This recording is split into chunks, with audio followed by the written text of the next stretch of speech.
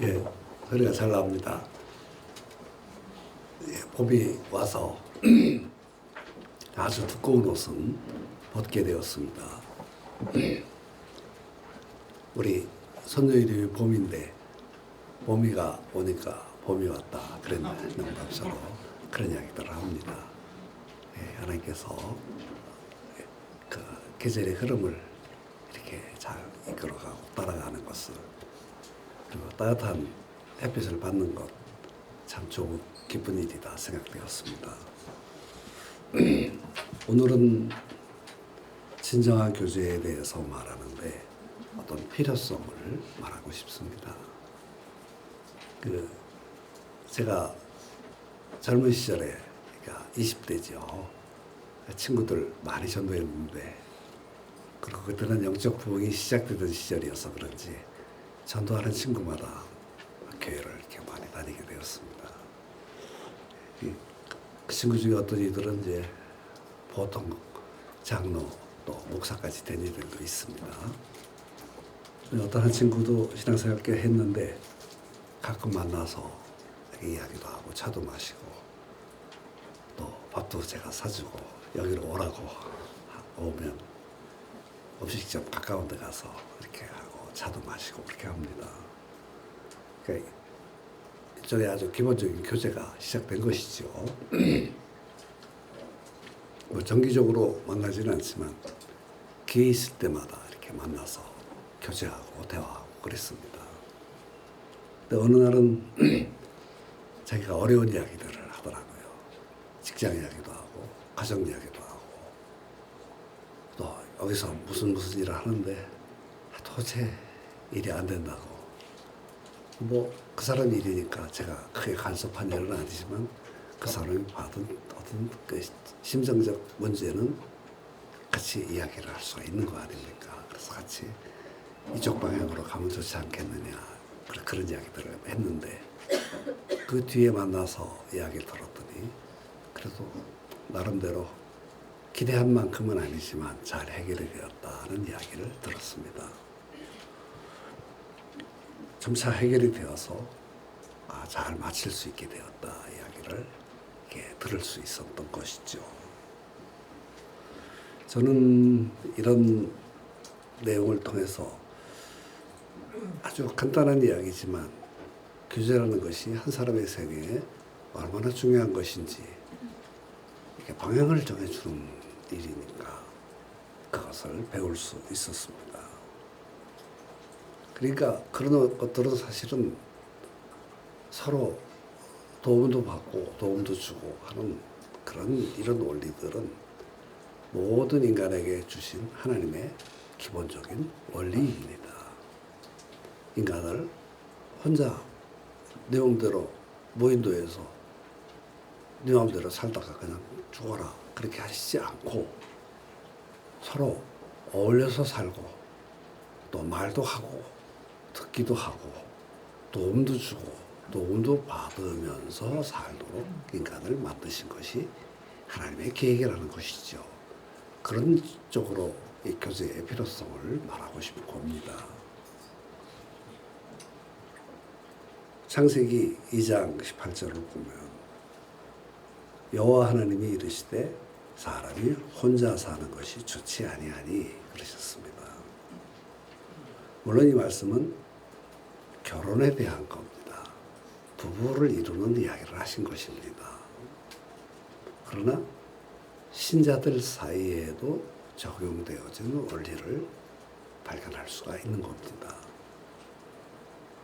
그러니까 누구든지 아무리 성숙한 사람이라도 그리스도인으로서의 삶을 사는데 혼자 할 수 없는, 독초할 수 있을 만큼 준비된 사람은 없다는 것이죠. 그것을 말하고 계십니다.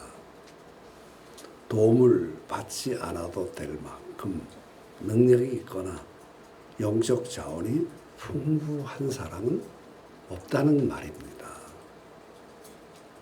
그런 면에 있어서는 이 교제, 코이노니아는 영적인 삶에 있어서의 필수 선택이고 하나님의 뜻이며 명령이라고까지 할 수 있는 요소입니다. 그래서 영적 교제, 코이노니아는 사치품이 아니라 필수품이고 우리가 영적인 삶을, 하나님을 믿는 삶을 그래도 하나님 뜻대로 살고 싶다라고 생각하는 이들에게는 해도 되고 하지 않아도 되는 요소가 아니고 반드시 순종해야 하는 필수적 요소라는 것을 알아야 합니다.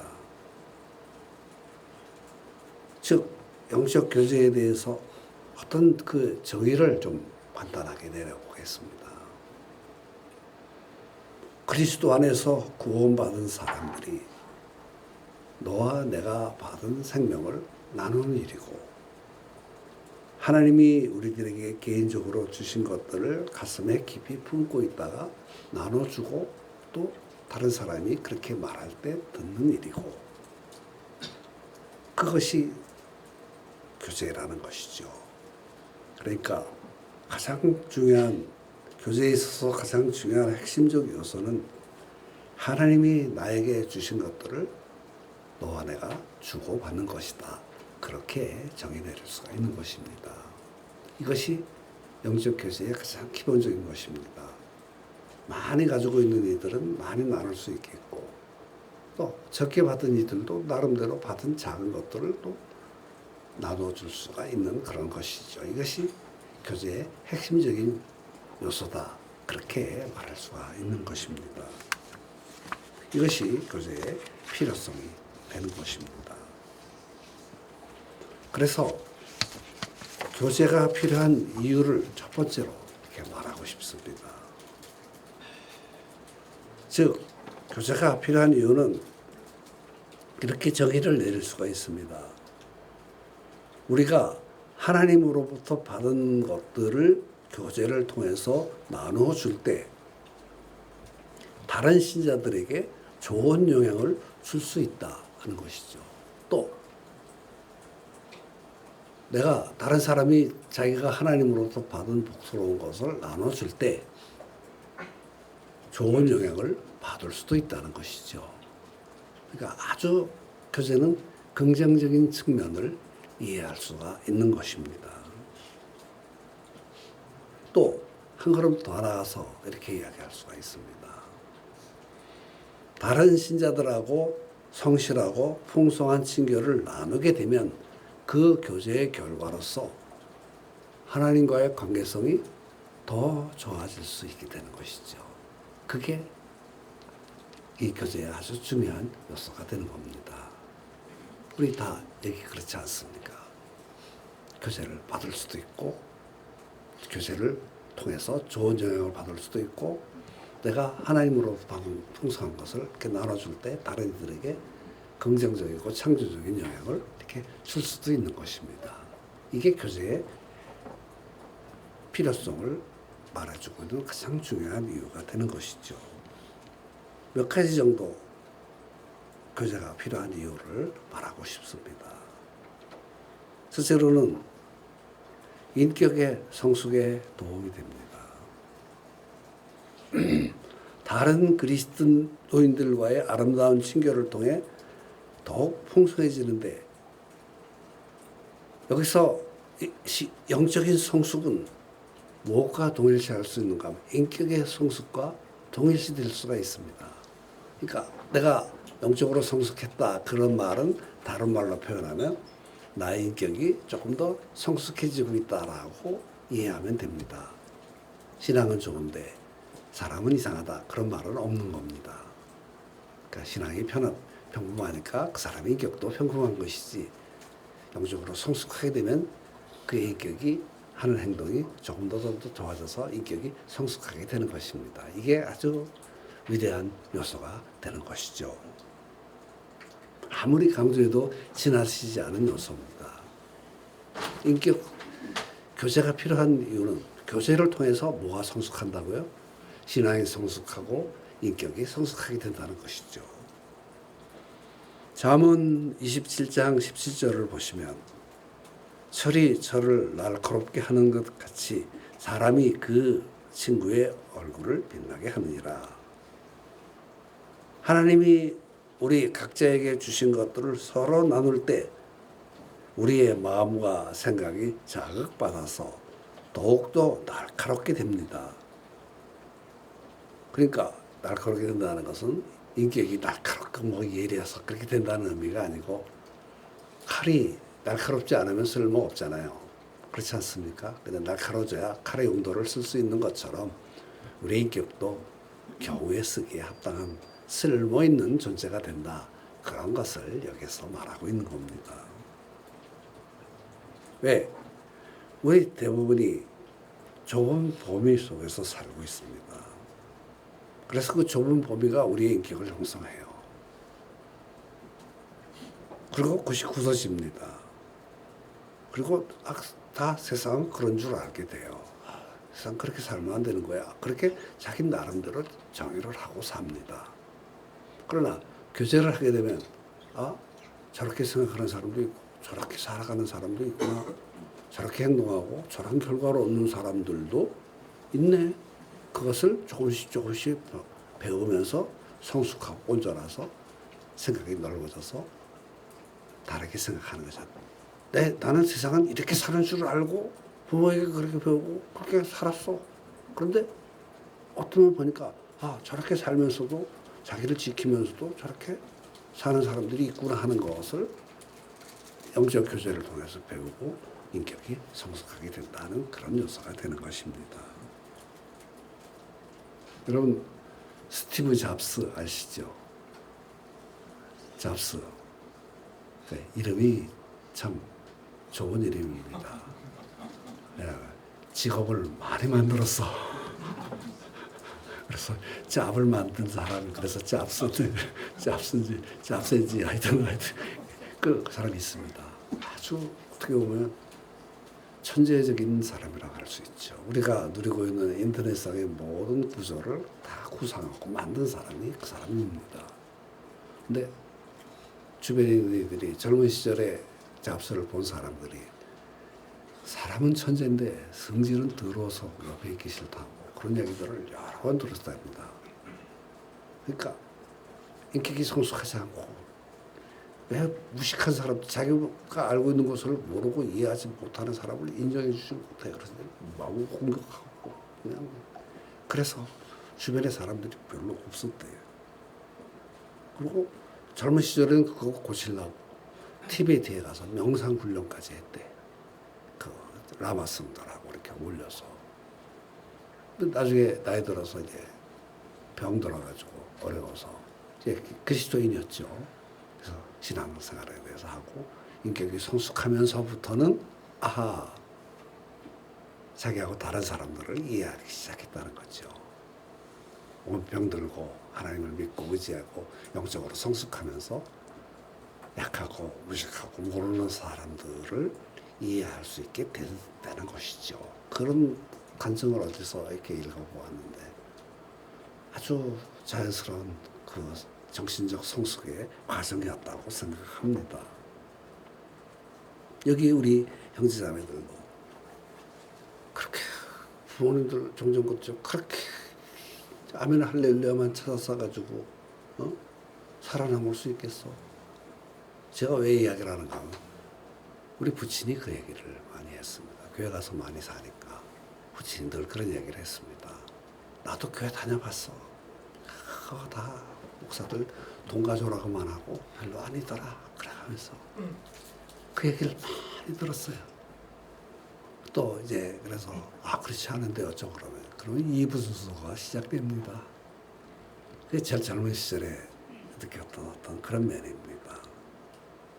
그래서 근데 또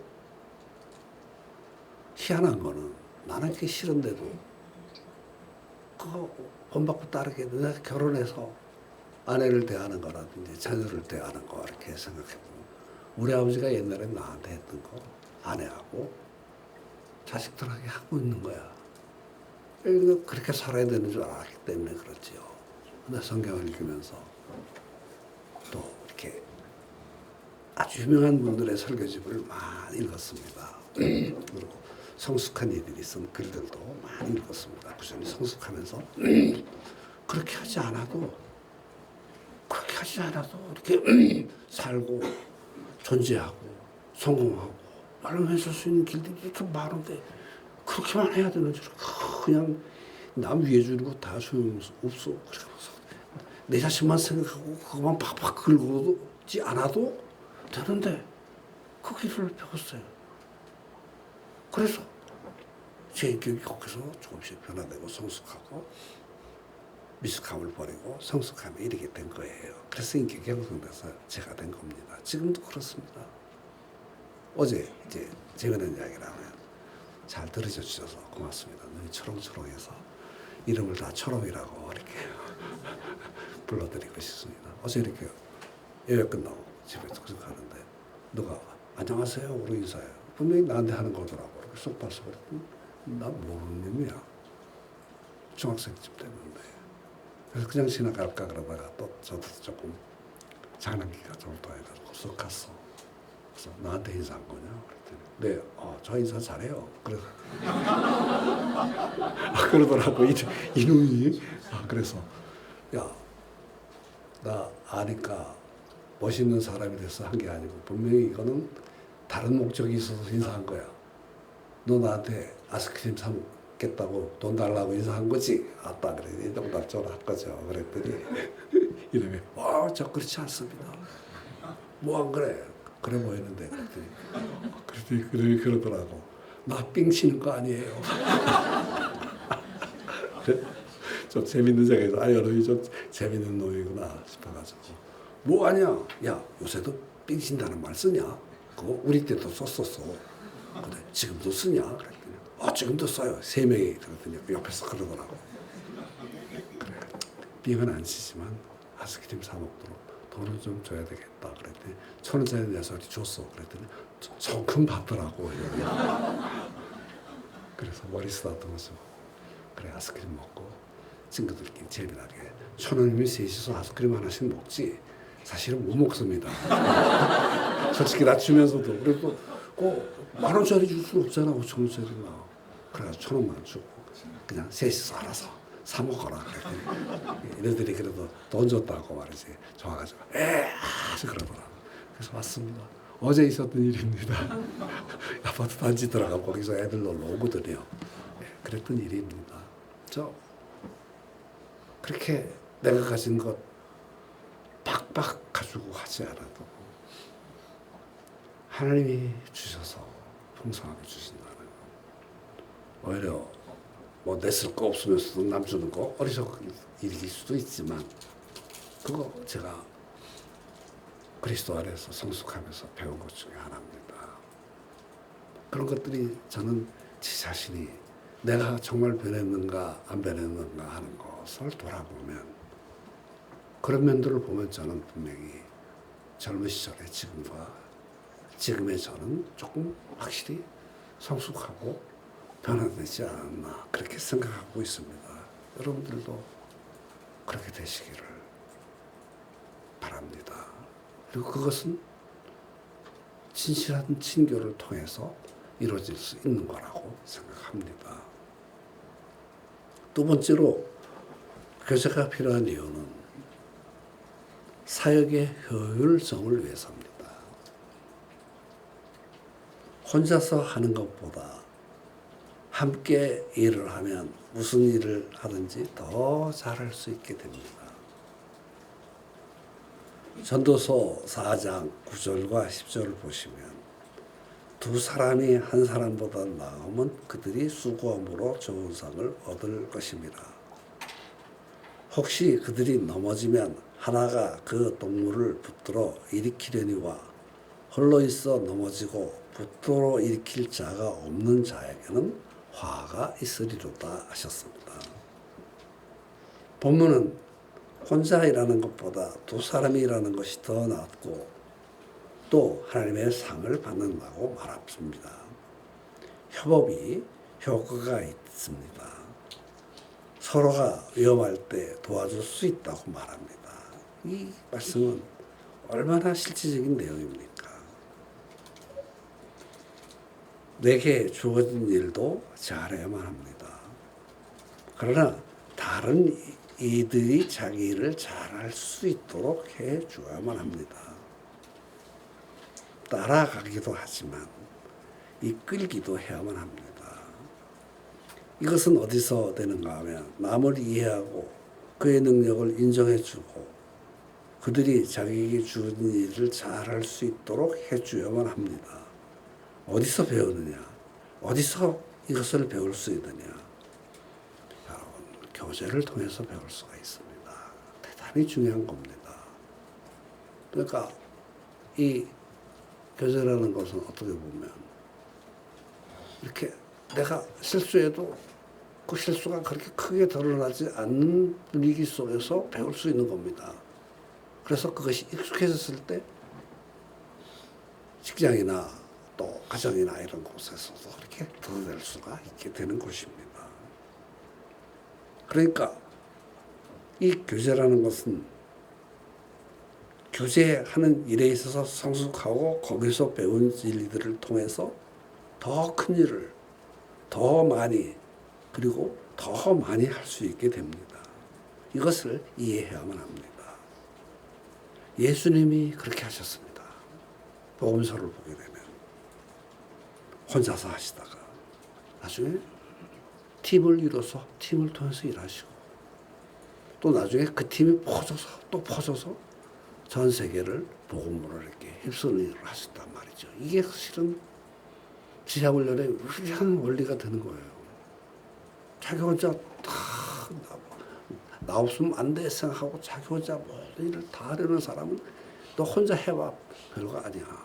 할 수 없어요. 그러나 교제를 통해서 신뢰를 보이고 신뢰를 받기도 하고 또 힘을 모아서 어떤 일을 하게 되면 우리는 크고 깊고 넓은 일을 많이 할 수 있다는 것을 충분히 이해하는 것이 필요합니다. 교제는 그것을 가능하게 만듭니다. 효율성을 이룰 수 있습니다. 또 세 번째로 교제가 필요한 이유는 무엇인가 하면 피차 격려할 수 있습니다. 이 격려라는 것은 인간생에 살아가는 데 있어서 이처럼 필요한 게 없지 않나 싶습니다. 왜냐하면 서로 교제하면서 칭찬해 줄 때 그 칭찬받고 자기 확신과 즐거움이 커져서 내게 주어진 일을 잘할 수 있게 돼요. 맨날 야단만 치면 나중에 하고 싶지 않아. 해도 억지로 하게 돼. 하지 않을 수 없으니까 해.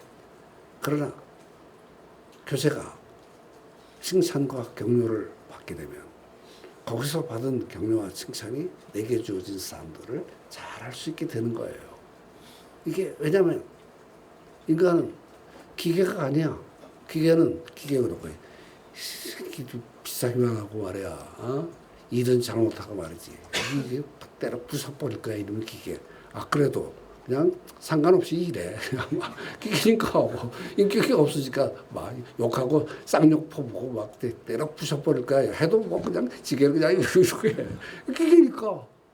또 사람은 생기기도 못생기게 밥만 먹고 돈만 들고 말이야.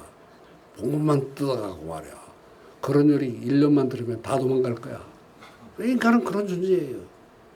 그래서 칭찬은 고래도 춤추게 한다. 그런 말이 거기서 나온 겁니다. 교제 범주 안에 있으면서 남의 칭찬도 받고 다른 사람도 칭찬해 주면 책망을 받기도 하고 야단도 맞지. 뭐 다른 사람을 도와야 하는지를 배우게 됩니다.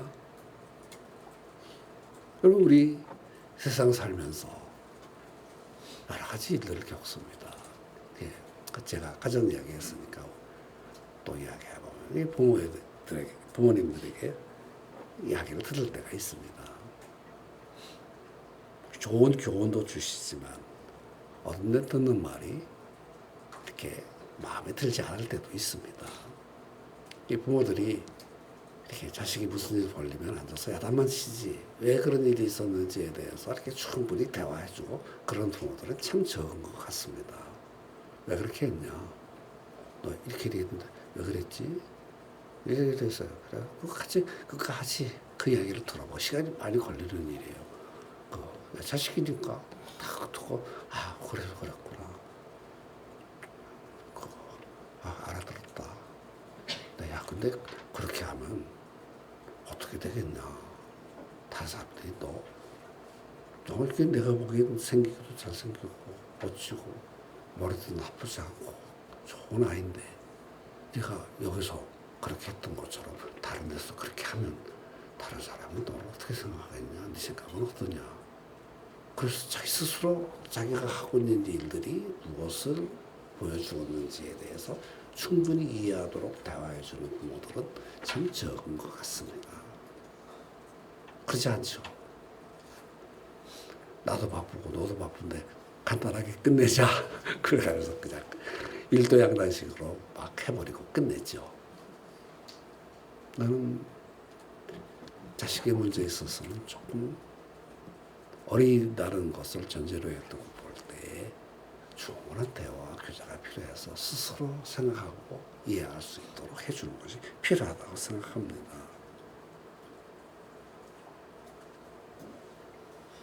또 주변에서 우리를 어렵게 하는 것 중에 하나는 뭔가 하면 분명히 해서는 안 되는 일을 하는데도 잘 되는 것처럼 보이는 사람들이 있어.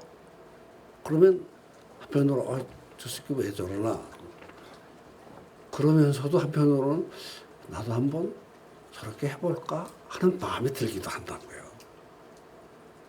그렇잖아요. 그러면 그런 것들이 쌓여서 결국 자기 모순에 빠지는 이상한 그 부정적인 자아상이 형성될 수가 있다고요. 죄를 짓는 일이기 때문에 갈등이 생기기도 합니다. 근데 그럴 때 뭐가 필요하겠어요?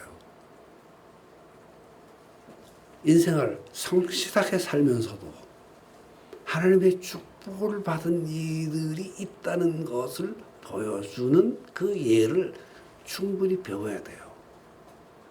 성경에 그런 내용들이 나오지 않습니까? 요셉이 나오지 않습니까?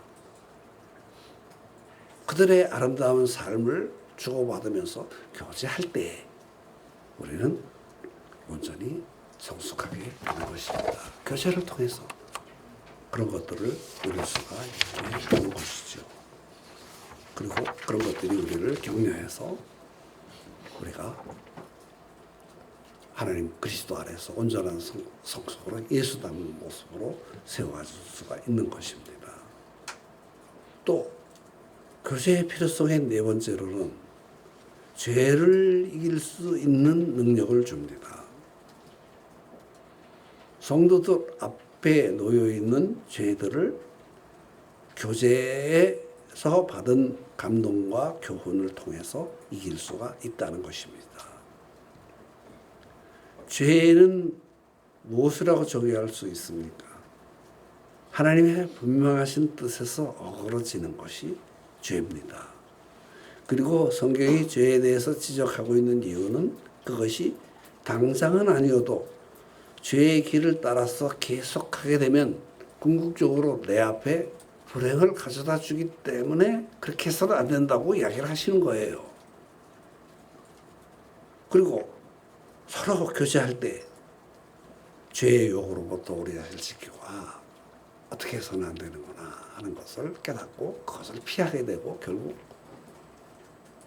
어떤 이들이 보기에는 어리석어 보이지만 결국은 풍성하고 행복한 하나님의 복을 누릴 수 있게 되는 거예요. 히브리서 3장 13절을 보시면 오직 오늘이라 일컫는 동안에 매일 피차 권면하여 너희 중에 누구든지 죄의 유혹으로 완고하게 되지 않도록 하라. 매일 피차 권면하고 이런 단어들이 보여주는 의미는 무엇입니까? 만나서 자기의 삶을 솔직하게 나누는 것을 통해서 거기서 받은 교훈으로서 죄를 멀리하라라는 의미입니다. 우리 아주 실질적인 우리의 삶에서 죄의 유혹이나 사단의 공격에 받을 때가 많습니다. 그리고 그런 거 일일이 다 말하거나 드러내 보여주지는 못합니다만 그런 유혹을 많이 받게 됩니다. 그러나 그런 죄의 유혹들을 피할 수 있는 장소가 있습니다. 피할 수 있는 힘을 받는 때가 있습니다. 언제입니까? 예배 드릴 때, 성경 공부할 때, 서로 진심을 나누는 교제를 할 때 우리는 서로를 깨우쳐주고 격려하게 되는 복스러움의 결과가 나타나게 되는 것이죠. 혹시 열심히 시커져서 버렸을 때 그럴 때도 성령의 은혜와 도우심으로 죄를 이길 수 있는 힘과 능력을 얻게 되는 것입니다. 죄를 이기는 능력도 교제를 통해서만 가능하다는 사실을 말씀드리고 싶습니다. 다섯 번째로 나눌 수 있는 것은 큰 비전의 성취입니다. 비전이라는 말 자체가 큰 뜻인데 사실은 좀 중복된 표현이라고 할 수도 있겠습니다만 작은 일은 혼자 할 수 있습니다. 그러나 큰 일들은 혼자서 할 수 없습니다. 수련회를 보시면 수련회 잘 진행하려면 혼자 할 수 없습니다. 여럿이 일 하나를 맡아서 작은 일들을 잘 수행함으로써 풍성한 수련회가 되는 것입니다. 사람들을 돕는 일도 마찬가지입니다. 우리의 비전은 무엇입니까? 사람을 돕고 섬기는 일입니다. 왜? 예수님이 그 일을 명하셨기 때문이죠. 모든 족속으로 제자를 삼으라고 하셨습니다. 이 일은 매우 큰 일입니다. 그러려면 많은 이들이 힘을 모아서 함께 집중해서 해야만 가능한 일이기 때문에 교제라는 것을 통해서 뭉쳐진 힘으로 세계비전을 이루게 되는 것입니다.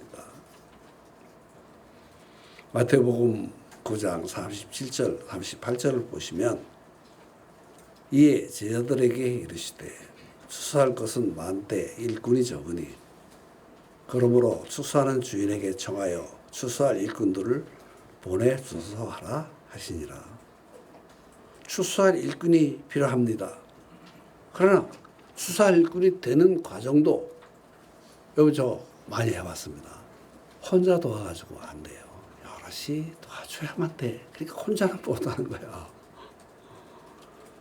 또 일꾼이 되어서 그래서 일꾼이 되어서 팀을 이끌어서 다른 사람을 돕고 섬기는 일도 내가 혼자 도와서 되는 게 아니라 다른 일들이 옆에서 많이 격려해주고 도와주고 세워줘야만 가능한 일이야. 그래서 가능하다는 것이죠.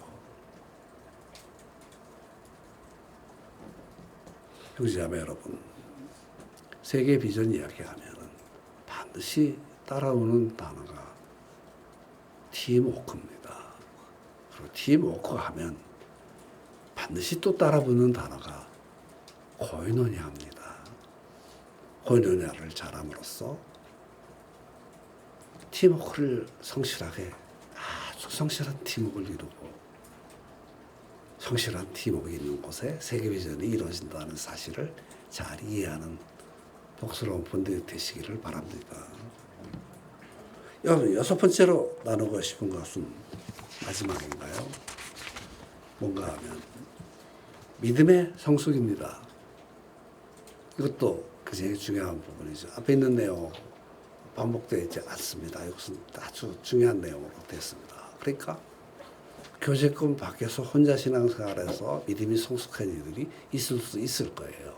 그러나 실제로 어떤 사람이 믿음이 성숙하려면 어떻게 해야 되느냐? 교제권 안에 잘 머물러야 됩니다. 그래서 종종 그러죠. 사람들이 이렇게 부르죠. 이제 교제권을 이쪽으로 옮겨주면 어떠냐 그런 이야기를 합니다. 근데 조금 여러 가지 걸리는 것들이 있어서 하기 어렵죠. 또 어떤 이들은 잘 봐드리고 교제권 안으로 이렇게 들어와서 깊은 교제를 합니다. 그러면 영적으로 본인 자신의 부족한 점들이 충분히 채워져서 성숙해지는 모습을 보게 됩니다. 사실 믿음이라는 것은 하나님을 의뢰하는 것입니다. 교제의 축복은 교제에 자신을 드린 이들의 믿음과 경건한 삶을 도와서 그를 세워주는 일을 한다는 것이죠. 여러분 로마서 1장 11, 12절을 보시면 조금 몇 가지 단어들을 뽑아서 사용하고 싶습니다. 거기 보시면 내가 너희 보기를 간절히 원하는 것은 어떤 신령한 은사를 너희에게 나눠주어 너희로 견고하게 하려 함이니 이는 곧 내가 너희 가운데서 너희와 나의 믿음이로 말미암아 피차 안위를 얻으려 함이라. 바울은 로마 교회 성도들을 보기를 원했습니다. 코이노니아 교제를 원했습니다. 왜? 은사를 나눠주려고. 피차 어떤 즐거움을 얻기를 원했습니다. 그래서 믿음으로 서로 안위를 받고 믿음이 견고하고 튼튼해지기를 원했습니다. 바울이 그런 했다면 우리는 어떠해야 되겠습니까? 바울같이 믿음의 길에 최첨단에 서서 달렸던 어떤 그런 이들. 이게 신앙생활 하면서 이렇게 예수님은 어차피 넘사벽이니까 못 따라갔지만 그래도 다른 이들은 좀 따라갈 수 있지 않겠나 싶어서 하면 그래도 바울은 죽을 때까지 내가 저 사람이 도달했던 영적 경지에 도달할 수 있을까 그런 생각이 들기도 합니다. 근데 바울도 믿음이 성숙하기를 원했습니다. 믿음으로 서로 안위하기를 원했습니다. 믿음의 즐거움이 그 안에 있기를 원했고 믿음이 성숙하기를 원했습니다. 하나님을 알고 의지하고 약속을 통해서 하나님을 믿는 것은 어디서 배우느냐? 성경에서 하나님 말씀에서 직접 배우기도 하지만 서로 교제하면서 배웁니다. 내 믿음을 나눠주고 견고하게 해주고 피차 위로를 받게 됩니다. 이거 영적 성숙에 필요한 요소들입니다. 이거 언제 배웁니까? 성경을 통해서도 배우지만 성경을 통해서 배운 것들을 내가 누리고 즐거워하고 나눠줄 때, 교제할 때 배우게 됩니다. 혼자서도 가능할 수 있지만 교제권을 통해서 아주 편안하고 부드럽고 원만하게 이루어지게 됩니다. 즉 말하자면 정의를 단정하자면 믿음의 성숙에 필수적인 요소 중에 하나가 교제라는 것입니다. 수준에 맞는 교제를 해야 됩니다. 너무 영적으로 어린 사람들하고만 하면 자기가 제일인 줄 알아. 자기 왜 없는 것처럼 이야기하는 이들도 있어요. 또 어떤 이들은 너무 영적으로 성숙한 사람들 드글드글해가지고 왠지 나하고는 안 맞다는 생각이 들어가고 그래서 그러니까 자기 수준에 맞는 교제를 해야 되는 거예요. 표현하기도 하고 듣기도 하고 그런 교제를 해야 돼요. 또 될 수 있으면 영적으로 성숙한 이들하고 교제하는 것이 훨씬 더 좋은 거예요. 그것은 너무나 당연해요. 저도 그렇습니다. 영적으로 성숙한 이들 만나면 그 수준에 맞춰서 같이 교제를 해요. 참 즐겁고 좋은 시간이에요. 마음속에 있는 어떤 내용들을 편안하게 드러내고 표현할 수 있으니까. 또 아주 어린 형제자매들을 봅니다. 거기에 또 맞춰줘야 돼. 뭐 거룩이니 뭐니 그런 소리 될 수 있으면 안 해. 즐겁고 행복한 이야기들을 합니다. 그러니까 수준에 맞는 교제가 필요해요. 그래서 믿음이 또 좋아지고 성숙하게 되면 그 수준에 가서 그것을 또 이렇게 찾게가 되는 것입니다. 바울에게도 그런 것이 필요했다면 우리는 그런 것이 얼마나 필요하겠습니까? 자, 믿음의 필요성에 대해서, 교제의 필요성에 대해서 말씀드렸습니다. 예, 시간적으로 보면 둘째까지만 하는 게 좋다고 생각해서 두 번째까지 하겠습니다. 조금 정리해서 하겠습니다. 그 까까머리 아이스크림 사 먹으라고 돈 준 이야기 하다가 시간 나가버렸다. 자, 두 번째로 다루고 싶은 것은 뭔가 하면 영적 교제에서 필수적인 요소가 있습니다. 이것은 대개 세 가지 정도가 있습니다. 그 정도 말씀드리고 오늘 정리하고 싶습니다. 영적 코이노니아에서 필수적으로 있어야 될 요소는 첫 번째로 거듭남입니다. 굉장히 중요한 요소고 베이스가 되는 것이죠.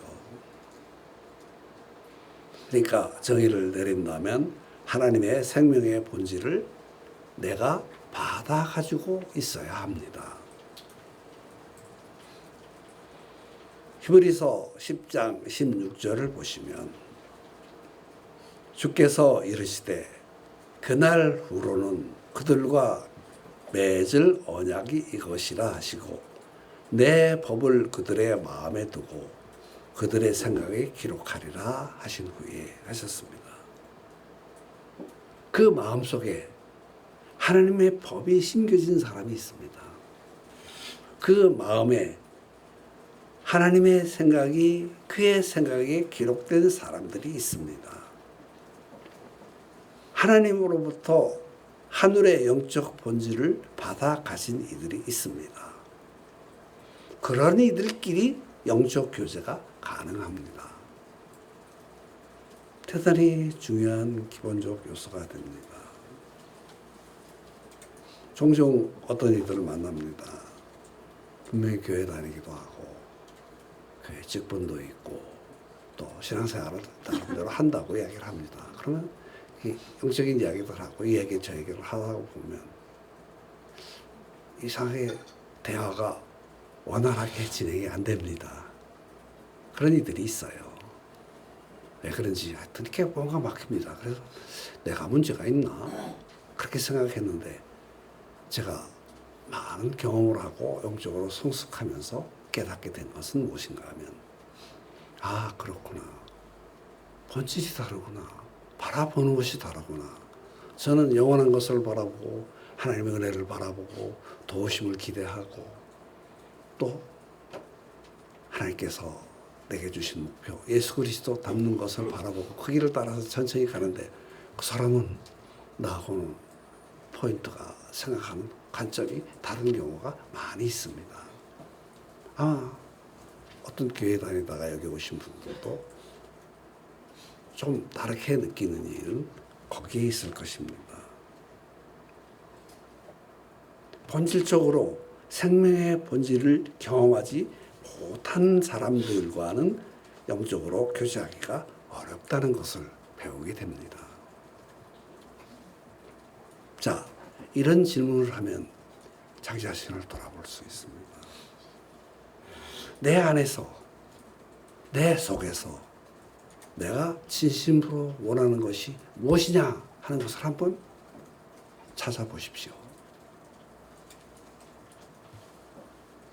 그러면 아주 정직하게 자기 자신을 정의를 내려보면 거기에서 답이 나옵니다.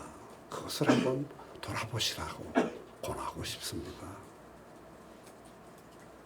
자, 이런 이야기죠. 고양이는 어떻게 웁니까? 야옹 그러죠. 또 강아지는 어떻게 웁니까? 멍멍 그러죠. 그러니까 자기 본질에 맞는 소리를 내게 되어 있는 거예요. 그러니까 우리 자신이 내가 내면에서 무엇을 찾고 있느냐? 하나님을 찾고 있고 영광스러운 것을 찾고 있고 하늘의 복을 찾고 있고 그것을 내게 하나님이 주시고 풍성하게 해주시기를 기다리고 있느냐? 그렇지 않으면 하나님 살아계시니까 좀 이것도 잘 되게 해주시고 저것도 잘 되게 해주시고 내가 이렇게 교회도 다니고 성경도 읽고 기도도 하는데 하나님 좀 나 정도면 신앙생활 좀 꽤 하고 있지 않습니까? 그러니까 이거 도와주시고 저거 도와주시고 해주셔야 되지. 그래서 하나님 믿는 거지. 하나님이 뭐래? 그래가면서 말이죠. 하나님들로 있을 수가 있다는 것이죠. 그런 마음이 우리들에게 있습니까? 그러니까 하나님으로부터 그 마음에 하나님의 법이 심어진 이들은 하나님을 찾는 말을 합니다. 그러나 그것이 심겨져 있지 않은 이들은 그런 소리를 할 수가 없습니다. 그런 소리 들으면 지금 쟤는 예수에 미쳐도 대단히 미쳤구만, 뻑 같구만, 그렇게 하면서 겉으로는 신앙생활 열심히 한다고 비난하지는 않으니까 그 비난할 수는 없잖아요. 너 왜 교회 이렇게 열심히 다녀? 집사가 여기 다른 그렇게 말하지는 못해도 마음속에 은근히 예수에 미친 사람이구만. 그래서 슬쩍 안 하고 피해버린다는 거죠. 그런 사람들이 많이 있다는 거죠. 그것이 다른 목표를 바라보는 두 종류의 사람들 사이에 교제가 이루어지기가 어렵다는 것을 말하고 싶습니다. 그래서 성경이 말해주고 있는 이 교제를 누리기 위해서는 어떻게 해야 됩니까? 내 마음에 하나님의 법과 생각이 심겨져서 내가 찾는 그것이 하나님과 영광스러운 것을 향해서 있는 사람들끼리 교제하는 것이 영적 고해논의하다. 그것을 말하고 싶습니다. 그러니까 먼저 어떻게 해야 되겠어요? 하나님이 누구시고 오늘 아침 경건의 시간에도 말씀해 주셨듯이 베드로가 예수님에 대해서 자세히 소개하면서 회개하고 믿어라. 그래야 유쾌한 날이 오고 예수님이 너의 마음속에 계실 수 있다. 그렇게 이야기한 것이죠. 거기서부터 시작하는 복스러운 분들이 되시기를 바랍니다. 두 번째로는 이제 거듭난 사람들이 하나님과 하는 교제를 말하고 싶습니다. 하나님과의 교제. 내가 하나님과 원만한 교제를 이루면 거기에서 그 받은 복스러움이 주위에 있는 다른 이들과의 교제의 필수적인 요소가 된다는 것이죠. 자, 고린도전서 1장 9절을 한번 보십시다. 너희를 불러 그의 아들 예수 그리스도 우리 주와 더불어 교제하게 하시는 하나님은 미쁘시도다. 여기 본문에서 하나님은 우리를 부르셔서 자기와 교제하게 하셨다. 그것을 말합니다. 그리고 교제를 통해서 받은 것을 가지고 또 다른 사람하고 교제를 해라. 그렇게 하시는 말씀입니다. 여기서 받는 교제의 원리가 있습니다. 앞에서 말씀드렸죠. 내가 다른 사람들하고 교제하려면 하나님이 주신 생명의 본질을 받아야만 한다. 그리고 그 다음에 생명의 본질을 받은 사람이 하나님과 교제를 해야 된다. 그러면 우리가 다른 사람들과 교제할 수 있는 두 가지 근원이 되죠. 하나는 생명 자체가 너와 내 생명, 네 생명. 나도 생명 받아, 나도 영생 받았어. 너는 나도 그래. 간성하면서 그것이 교제가 되고 그 다음에 내가 구원받고 하나님과 교제를 시작했어. 그래서 받은 것들이 있어. 그럼 하나님께서 나에게 이런 말씀을 주셔서 나 그것이 즐거웠어. 그렇게 내 말하고 또 너도 받았어? 그래. 주고받은 그것이 사실 중요합니다. 그러니까 하나님과 교제할 수 있는 필수적인 요소는 하나님으로부터 받은 생명도 기초가 되지만 그 위에 쌓여진 하나님과의 교제도 하나님과 주위에 있는 이들하고 교제할 수 있는 복스러움이 있게 된다라는 것이죠. 세 번째로 책임감입니다. 초대교회 성도들이 이것이 깊었기 때문에 그들이 세상을 향해서 영향이 컸습니다. 초대교회 성도들의 교제는 매우 깊었습니다. 날마다 모였습니다. 마음을 같이 했습니다. 모이기를 힘썼습니다. 음식을 성만찬 나누듯이 나눴습니다. 사도행전 2장 46절을 보시면 거기 마지막 될 것 같습니다. 그러니까 여기 한번 같이 큰 소리로 짱 하고 쨍하고 소리 나도록 한번 읽어보십시다. 네.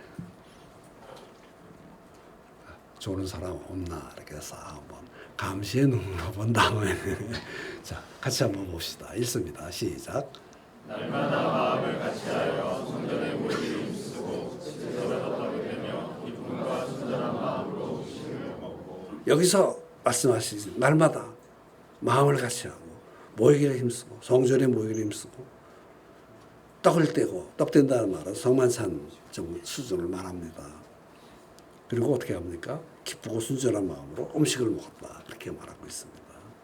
이 구절에서 꺼집어낼 수 있는 한 가지 단어를 빵 말한다면 그게 뭐겠어요? 책임감입니다. 이 아주 진실한 책임감을 가지고 의무심을 가지고 일을 했다는 겁니다. 헌신과 책임감. 책임감을 갖는다는 것은 무슨 뜻입니까? 모이는 일에 성실한 겁니다. 서로에게 솔직한 겁니다. 또 나눈 내용들이 있으면 좋은 일은 막 이야기해요. 누가 어떻게 됐어요? 뭐 시험 봤는데 몇 점 맞았어요? 직장에서 승진했어요. 잘 돼서. 그런 얘기 있으면 막 퍼뜨려서 이야기하지만 은밀하고 아픈 이야기들을 그 이야기했으면 기도를 해주지만 조심하고 본인이 편안해서 그것을 말할 수 있을 때까지는 그것을 좀 지켜주는 것이 필요하지 않나 그렇게 생각을 합니다. 또 책임 있는 이 한 가지 하나 더 말한다면 그 사람이 가지고 있는 개인적인 문제를 위해서 뜨겁게 기도해 주는 것이 필요하다고 생각합니다. 하나님께서 이런 일을 하시기를 기대합니다.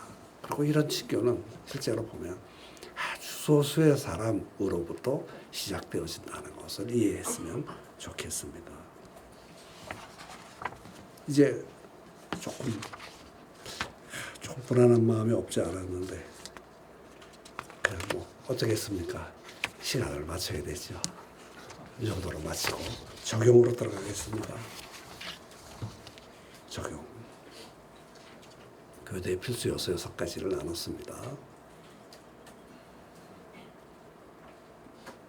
그리고 적용 1. 내가 오늘의 세미나를 통해서 새롭게 배운 것은 무엇인가? 2. 그것을 삶에 어떻게 적용할 것인가? 그것을 한번 대답하시고 같이 기도하고 제가 기도해드리고 마치겠습니다. 자, 한 5분 정도 시간을 드릴 테니까 한번 정리해서 써보시면 좋겠습니다.